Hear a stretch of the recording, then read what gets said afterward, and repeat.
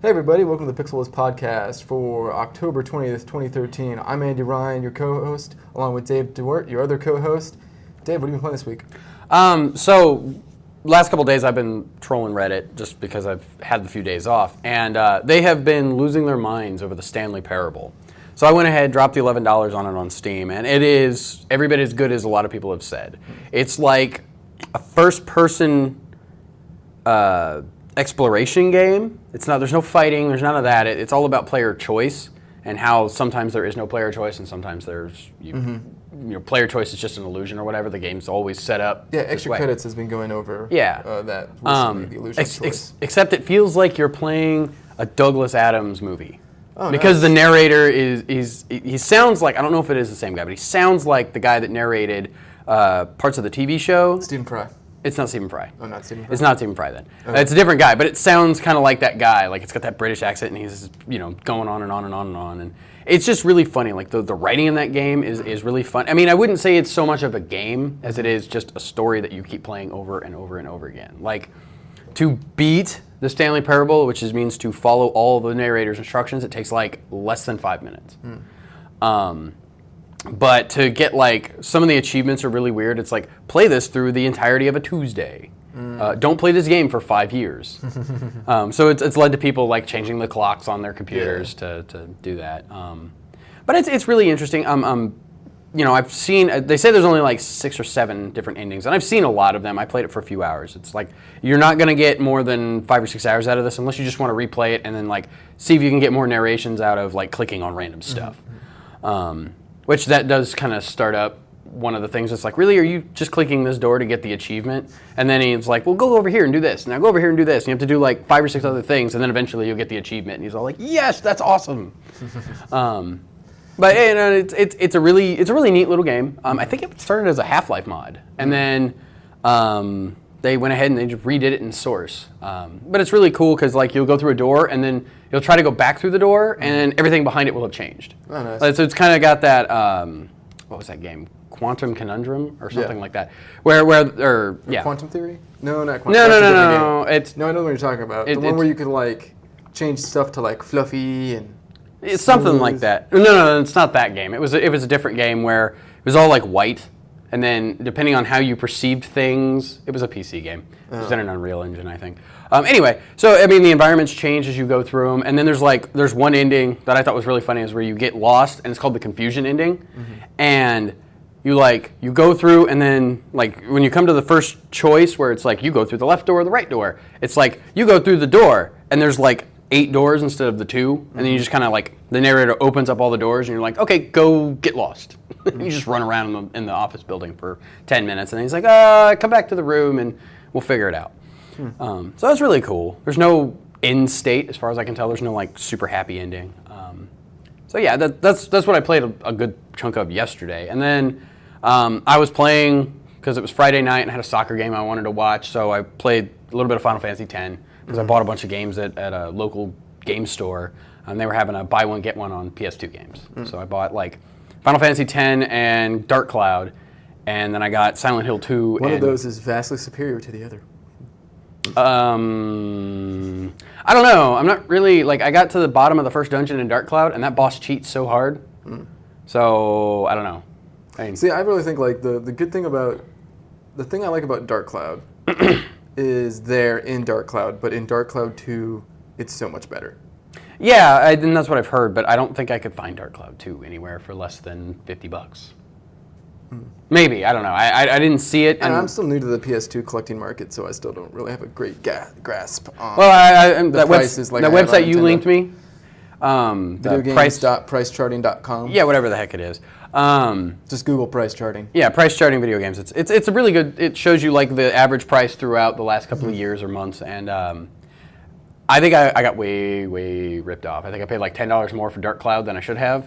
And I know I paid $10 more for Final Fantasy X than I should have. That store rips people off. But I got, Silent Hill 2 and Code Veronica X for free, so it kind of made up for it. Do you want to know how much I got my copy of Code Veronica X for? $3 at a thrift store. Yeah.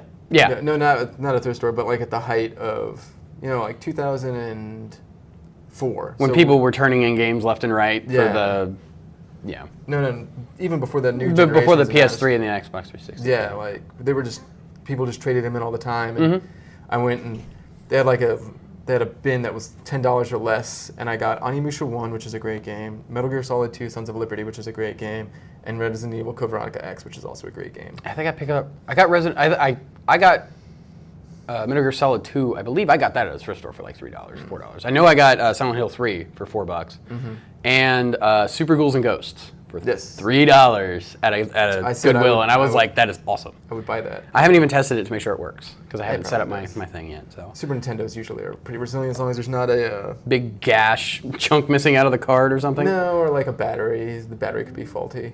There's no save on that game though, is there? I don't think so. I don't know why there would be. So yeah, because it probably won't. It's an arcade style, yeah. So I mean, that's pretty much what I've been up to this week. I haven't put a lot of time into anything in particular. I think I've put like 6 hours into Dark Cloud, and that's where you get to the bottom of the dungeon and you fight the giant cat, bat, demon thing, whatever the hell that thing is. Looks like a flying hamster, actually. But it cheats. It cheats really hard. And the only thing I can come up with is you have to switch to the cat girl, use a slingshot to get him out of the air, and then switch to the guy and hit him a couple times before he kills you, and then switch back. So, what have you been up to? Not a lot. On Monday, I got Google Fiber installed. Yeah, screw you, hippie. So it is fast. But so that means we're gonna live stream from your house, right? Yeah, actually, we can actually set up a home server. We can do a live stream from your house at any time as long as we get the stuff set up. Yep. But also on Tuesday they started on the PlayStation Store Capcom 30th anniversary sale. Oh yeah. So a bunch of their collections have been on sale. So I bought a bunch of that. They were doing it on Steam last weekend. Yeah. Like a lot of Capcom stuff was on sale. Which is weird because this actually isn't the 30th anniversary of Capcom's first arcade cabinet. I don't know what. Well, whatever. I'm sure it's something. But yeah, I rediscovered my love for Pirate Ship Higemaru, where you roll the barrels around and you hit the pirates with the barrels. I love that game. It's just so simple and easy, and it's kind of like Pengo, but not, and it mixes the things I like about Sokoban, about like moving through and being able to chart a path through the maze real quickly, like Pac-Man. It feels really good. And Capcom has always had really good control and things like that on a lot of their older games. So Pirate Ship Higemaru is one of my favorites. Also, they also have Sun, so I love Sun.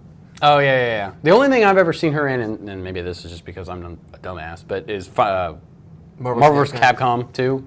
Yeah. Which that's actually not Sun. That's actually Sun's granddaughter. So when you're playing Sun on the Capcom collections, it's not the same character. It's not the same character. When the coolest story I heard about the creation of Sun is they wanted to do a vertically scrolling shooter, and they also saw that platformers were really popular, so they just combined the two. That makes my brain hurt. Yeah, well, when you play it, it makes sense. Well, yeah, because you're like jumping from platform to platform, but it's... Yeah, there's lines of platforms. Yeah. And you just kind of go to different levels. Gotcha. Okay. It seems like that could be fun. It reminds me of Ganbare Goemon, which is another one of my favorite old Japanese arcade cabinets. Let's see what else I've been playing. I played a lot of Xenosaga just because I went through a spot where couldn't really handle like doing much, so I was just like, I want to lay down and just wanted fart around this game for a bit. Yeah. But that's pretty much it. I bought Chronicles of Riddick, finally. I found that in a thrift store, pawn shop. Oh, good. So I have Chronicles of Riddick, Escape from Butcher Bay / Dark Assault on Dark Athena.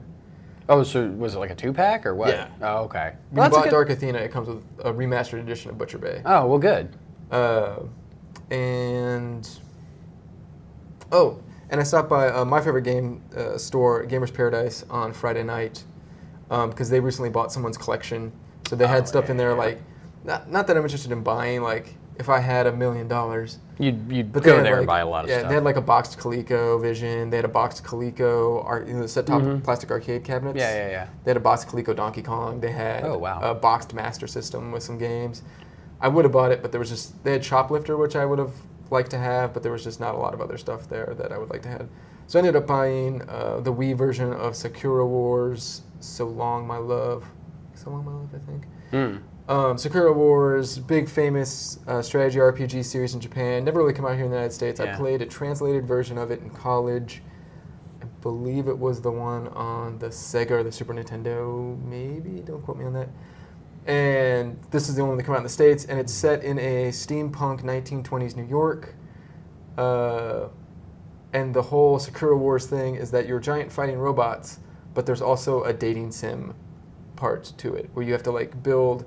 It's kind of like Persona 3. You have to build. It's like Persona meets Evangelion. Yeah, kind of. That makes my. I would say more like Persona meets Front Mission, but. Okay. And it looks crazy wacky, and I didn't really get a chance to play much of it, but I did throw it in the Wii, and I was like, cool, I will definitely play this in the future. It's something to kill some time with. And it was just one of those things I hadn't seen readily before, and he had the collector's edition for the PS2, which is the one I actually wanted, but it was just out of my price range. Yeah, you probably wanted for way like too much the for disposable income. Mm-hmm. So he's like, well, we have the Wii version. I was like, well, I have a Wii, and I hardly play anything with it, so. Yeah, there you go. It's your Sakura Wars machine. Yeah, so now I've gotten kind of a Wii renaissance between that. And Kirby. And something. Not Onimusha. It's the only word I can think of. Onimusha. Muramasa, the Demon Blade. Okay, I was gonna say which I've had for a long time on my Wii, but I'm just now getting back into it. Yeah. Is that the one? Was there like an arcade version of it where you would use the sword as the That's control? Onimusha. That's an Onimusha game? That's an Onimusha. Where you use the Wiimote as the sword? Yes. Huh. I know there was a arcade one where there was like a light bar on the sword. Yes. And I don't know if the Onimusha sword one ever came to the Wii, but I do know that it did come to the PS2. Okay. I believe. That may. But yes, that's an Onimusha game. Okay. And the first 3 Onimushas are awesome. I've heard the 4th one is also great, but I've just never gotten a chance to play it, so I'm not going to recommend it. But I will recommend every single one of the first 3 Onimushas. Okay. My favorite is probably Onimusha 2. But anyway, I also like Muramasa, Demon Blade, so I've been digging that on my Wii. I've been playing Secret Mana, remember, so the Wii's getting some love. Well, good. So that's why I felt pretty good buying Sakura Wars for the Wii. It's not a dust box right now. Yeah. Yeah. So that's it. So this week we're going to talk about two instead of titles like last week where we talked about Resident Evil and Silent Hill.